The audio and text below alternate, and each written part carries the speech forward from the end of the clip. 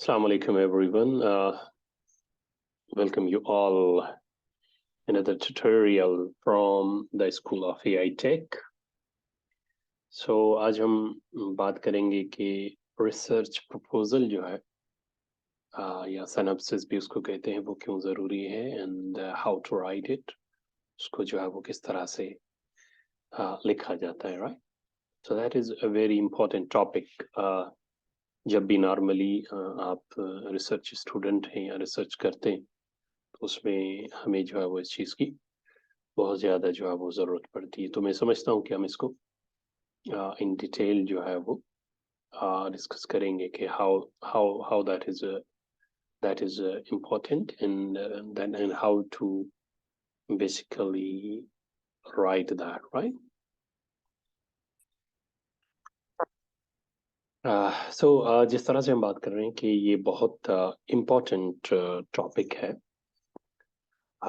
Research में synopsis और proposal writing का, तो आज हम उसको देखने वाले।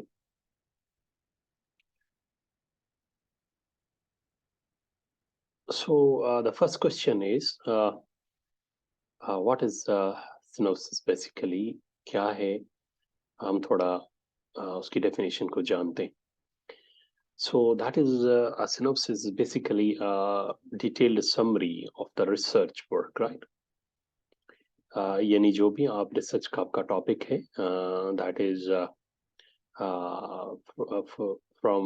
for example you're writing for your MS or PhD thesis, तो उसकी जो ब्रीफ समरी है, डिटेल समरी है, उसको जो है वो सिनॉप्सिस जो है वो कहा जाता है।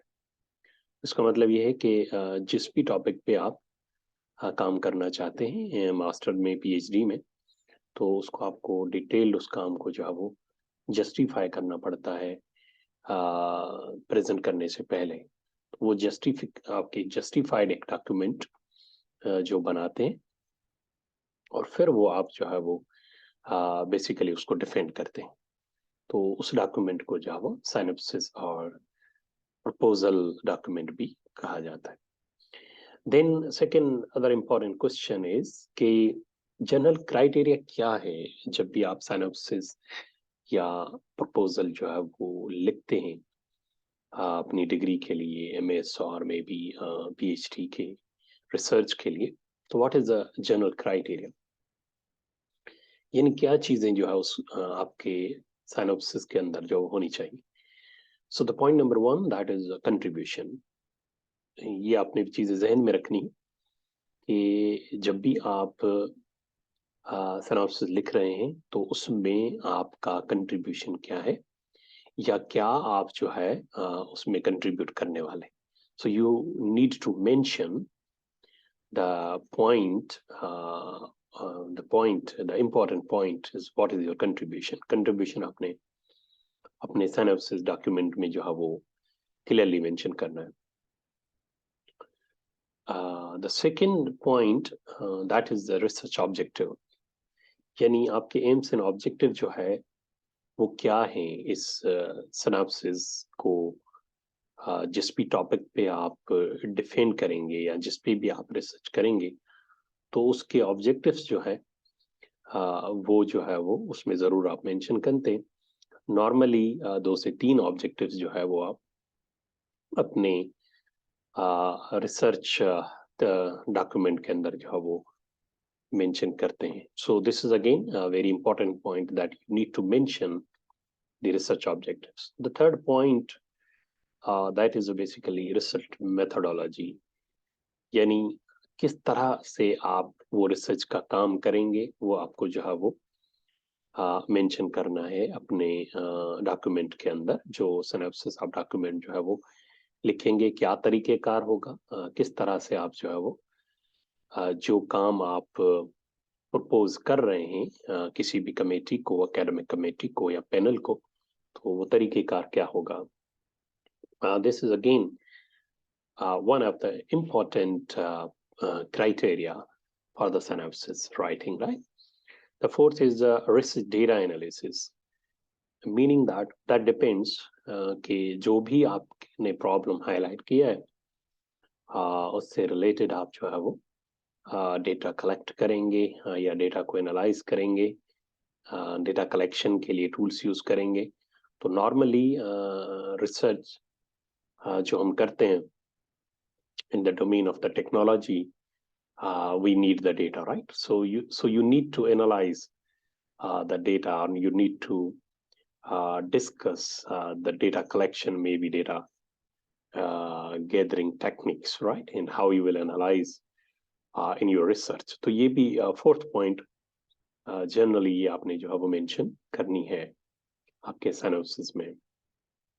The fifth is limitation of your research work, right? So what are the limitations you think जो कि आप प्रपोज तो कर रहे हैं सिनॉप्सिस को अपने टॉपिक को रिसर्च में, लेकिन maybe from literature review और maybe due to novelty of the techniques, आपको लगता है कि शायद मैं एक्यूरेसी उतनी हासिल नहीं कर पाऊंगा, या मैं किसी एरिया पे जो है वो मुझे जो है वो चैलेंजेस होंगे या लिमिटेशंस मेरे काम की हो सकती हैं। तो वो लिमिटेशंस आपने जो है क्लियरली अपने सिनॉप्सिस डॉक्यूमेंट के अंदर जो है वो मेंशन करनी होती है। The sixth important point is proposed research gap, that is very important. यानी you need to find the gap कि इस वक्त जो टॉपिक या जो एरिया जिस पे मैं काम करने वाला हूँ, जिसके लिए मैं ये प्रपोज कर रहा हूँ अपने सिनॉप्सिस को, उसमें गैप क्या है।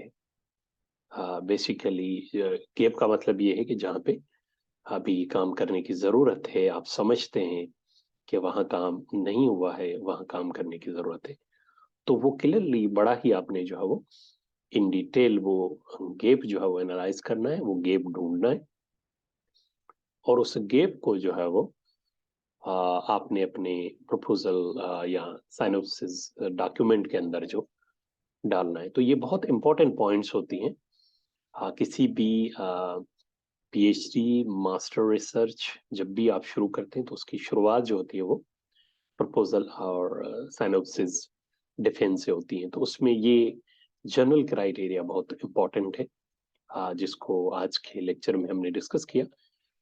मैं आगे इंशाल्लाह नेक्स्ट वीडियो में हम बात करेंगे इन डिटेल के और क्या चीज़ें इंपॉर्टेंट है साइनोप्सिस के अंदर, और दूसरा ये कि कैसे जो है वो आप रिसर्च के लिए प्रपोजल डॉक्यूमेंट या साइनोप्सिस जो है वो लिखा जाता है। So we will continue in next lecture inshallah. So thank you for watching. See you in next lecture.